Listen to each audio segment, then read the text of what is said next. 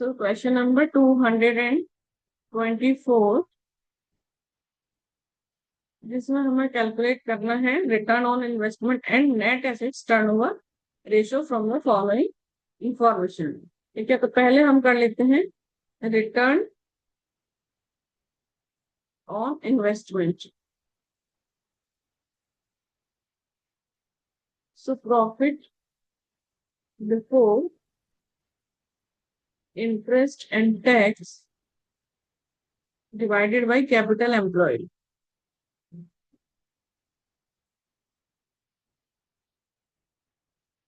Into 100। अब देखो profit before interest and tax, profit after tax दिया हुआ है, इसको हमें बिफोर टैक्स बनाना है। ठीक है, तो profit before interest and tax, तो सबसे पहले इसमें से हम इंटरेस्ट माइनस करेंगे।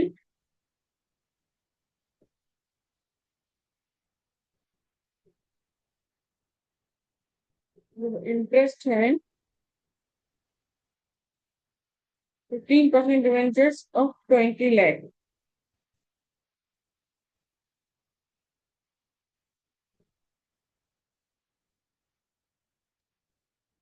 20 लाख का 15%, 3 लाख। और दूसरा है 20 लाख का 10% बैंक लोन,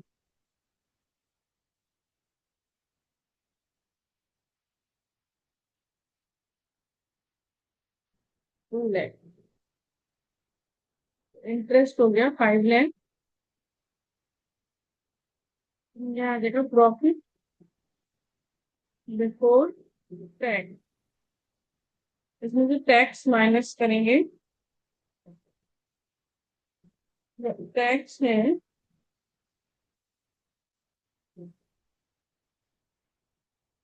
टैक्स का अमाउंट नहीं, tax 40%, tax at the rate of 40%। तो ये तो ऑलवेज 100%। तो profit after tax is 6 lakh. ठीक है, तो ये 60% है, तो ये 60 है, तो ये 6 लाख, 40 पर 4 लाख, 100% पर 10 लाख, 10 लाख में 5 लाख ऐड किया तो 15 लाख। अब हमें चाहिए कैपिटल एम्प्लॉयड।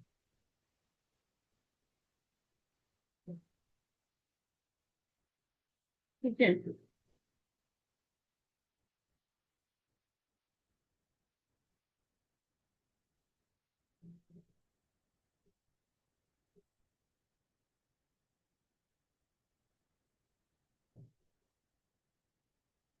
कैपिटल एम्प्लॉयड चाहिए हमें।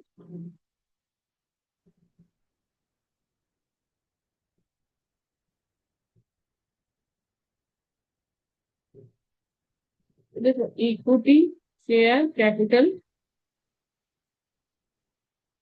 40 लाख,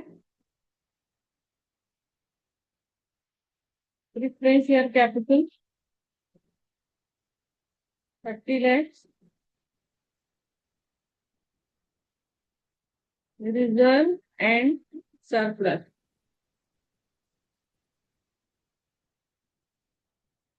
10 लाख।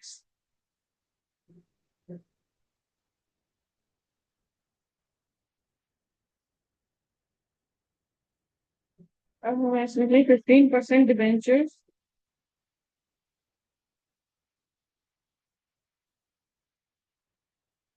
20 lakh, bank loan 20 lakh.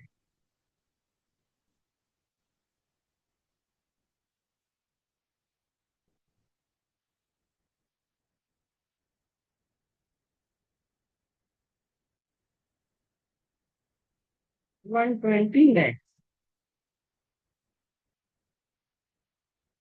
तो 6 lakh, 15 lakhs divided by 120 lakhs into 100.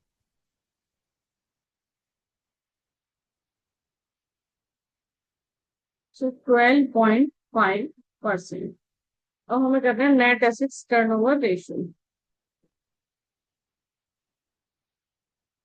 Net assets turnover ratio, तो रेवेन्यू फ्रॉम ऑपरेशंस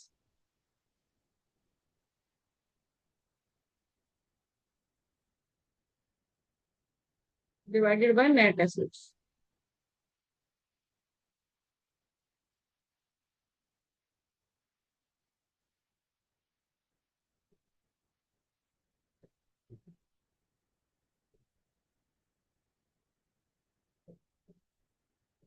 तो रेवेन्यू फ्रॉम ऑपरेशंस हमें इसमें दिया है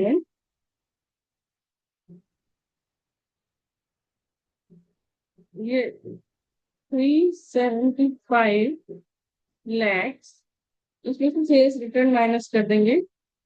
15 lakh divided by net assets. Net assets मतलब वही capital employed,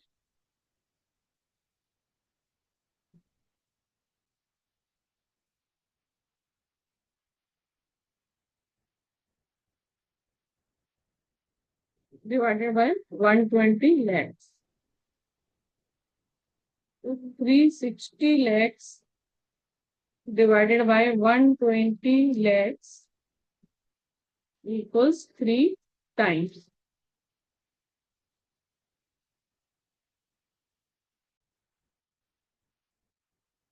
Question number 225. Debt to capital employed ratio is 0.3:1. State whether the following transactions will improve, decline, or will have no change on the debt to capital employed ratio. Also give reasons for the same. तो पहले हम देख लेते हैं date to capital employed.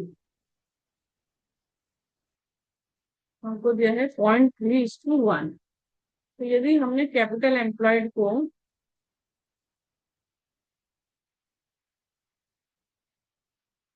1 lakh assume किया है तो date होगा 30,000। ठीक है।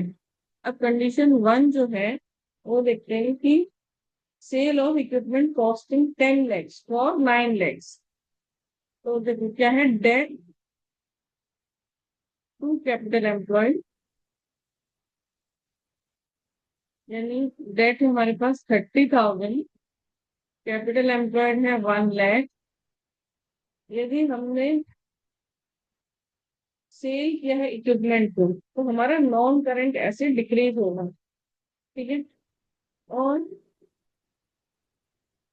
10 लाख फॉर 9 लाख, 9 लाख से हमारा कैश इंक्रीज होगा, तो वो तो नहीं आएगा इनमें।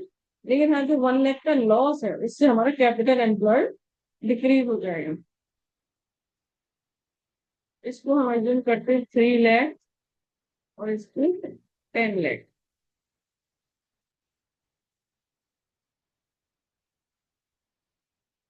तो देखो अब हमारा 1 लाख से कैपिटल एम्प्लॉयड डिक्रीज हो रहा है। तो 3 lakh divided by 10 lakh minus 1 lakh. तो 3 लाख डिवाइडेड बाई 9 लाख,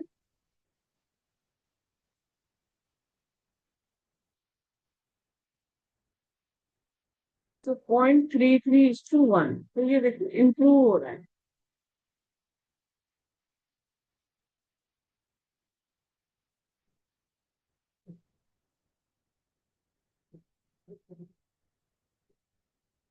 ये क्या हुआ, प्रॉफिट जो है वो डिक्रीज हुआ है।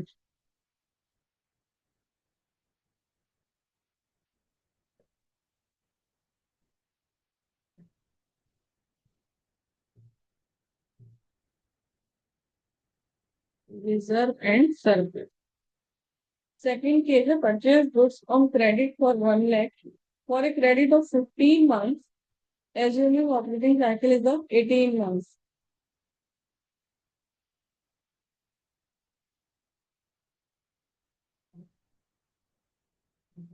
तो इससे देखो इसमें जो वो लिखा है कि क्रेडिट ऑफ 15 मंथ्स लेकिन ऑपरेटिंग साइकिल 18 मंथ्स है, उससे भी कम है, तो ये करंट लाइबिलिटी है। और हमारा इन्वेंट्री इंक्रीज होगा इससे, ठीक है। परचेज ऑफ गुड्स, तो इससे एक तो इन्वेंट्री इंक्रीज हो रहा है, वो तो है करंट एसेट्स। फिर आपका, आपने पेमेंट नहीं किया तो आपके क्रेडिटर इंक्रीज हो रहे हैं, जो कि है करंट लायबिलिटी यहाँ पर। तो debt equity, date divided by capital employed में कोई चेंज नहीं होगी।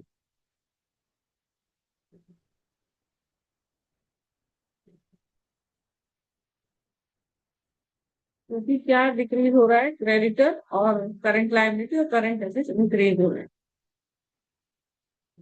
थर्ड केस है conversion of debentures included in long-term debt and to equity. तो देखो, debt upon capital employed equals, हमने assume किया था 3 लाख डिवाइडेड बाई 10 लाख। इसमें यदि हमारे कन्वर्जन हो रहा है डिवेंचर्स का, तो डेट डिक्रीज हो जाएगा 2 लाख से, और इक्विटी शेयर्स इंक्रीज हो जाएंगे। लेकिन कैपिटल एम्प्लॉयड में तो दोनों आते हैं, डेट और इक्विटी शेयर्स डिक्रीज हो, इंक्रीज होगा और डेट डिक्रीज होगा, तो सेम रहेगा। तो 1 lakh divided by 10 lakh,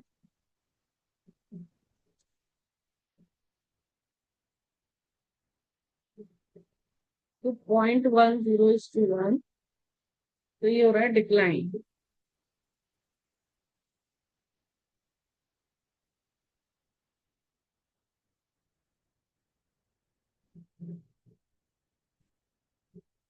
fourth point है tax refund of 50,000 during the year. तो टैक्स रिफंड होने से हमारा डेट अपॉन कैपिटल एम्प्लॉयड,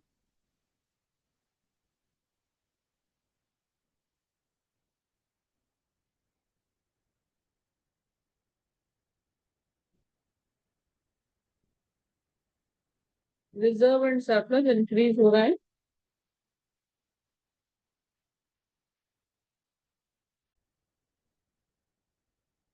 फिर टैक्स रिफंड होने से केवल कैश इंक्रीज होगा और करंट लायबिलिटी डिक्रीज होगी, तो यहाँ पर कोई इम्पैक्ट नहीं आएगा।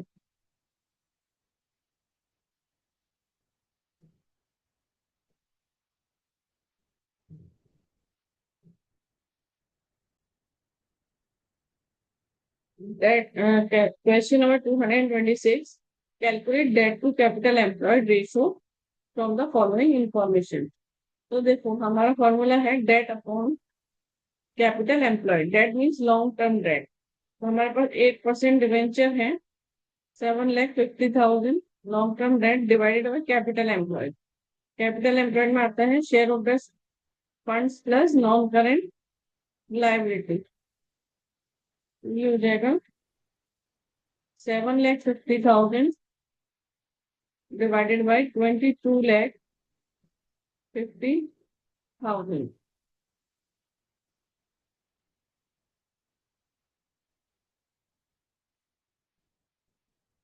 पॉइंट 33:1। ठीक, हमने पूरा क्वेश्चन, पूरा चैप्टर कंप्लीट किया है, ratio analysis, accounting ratios, BK Goyal की बुक से। ठीक है, तो आप मेरे चैनल को लाइक करो, सब्सक्राइब करो, कोई डाउट है तो मुझे कमेंट कर सकते हो। चैनल को ज्यादा से ज्यादा शेयर करो। ठीक है, थैंक यू फॉर वॉचिंग।